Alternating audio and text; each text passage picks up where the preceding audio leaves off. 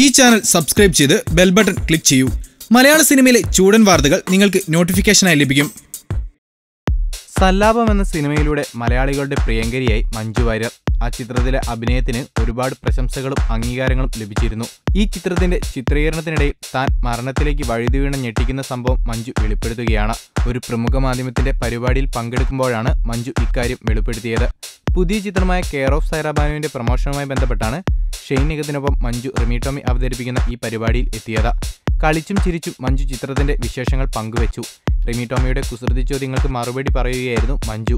അതിനിടയിലാണ് ആ ആത്മഹത്യാ ശ്രമത്തെക്കുറിച്ച് പറഞ്ഞത്. ട്രെയിനിൽ തന്റെ മുടിനാര് തൊട്ടിരുന്നു. ഇന്ന് ഞാൻ ജീവനോടെ ഇരിക്കാൻ കാരണം ഒരുപക്ഷെ മനോജേട്ടനാണെന്നാണ് മഞ്ജു പറഞ്ഞത്.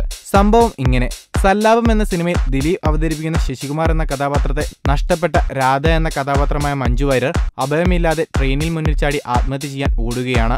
രക്ഷിക്കാൻ പിന്നാലെ ദിവാകരൻ എന്ന കഥാപാത്രത്തെ അവതരിപ്പിക്കുന്ന മനോജ് കെ ജയൻ ഓടി വരുന്നതാണ് ക്ലൈമാക്സിലെ രംഗം. എന്നാൽ കഥാപാത്രത്തെ ആവാഹിച്ച മഞ്ജു അഭിനയിക്കുകയായിരുന്നില്ല. ഏതോ ഒരു അമാനുഷിക ശക്തി തന്നെ ഓടാൻ പ്രേരിപ്പിച്ചു എന്നാണ് മഞ്ജു പറഞ്ഞത്.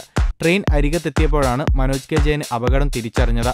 മഞ്ജു പിന്നെയും പാളത്തിലേക്ക് ഓടിക്കയറാൻ ശ്രമിച്ചപ്പോൾ മനോജ് കെ ജയൻ പിടിച്ചുവെച്ചു. എന്നിട്ടും അടങ്ങാതായപ്പോൾ ചികിട്ടത്ത് ഒന്ന് പൊട്ടിച്ചു അത്രേ. ആ ഷോട്ട് കഴിയുമ്പോഴേക്കും മഞ്ജു ബോധം കെട്ടു വീണു. കൂടുതൽ ഗോസിപ്പുകൾക്കായി ഈ ചാനൽ സബ്സ്ക്രൈബ് ചെയ്യൂ. ഗോസിപ്പ് ബസാർ.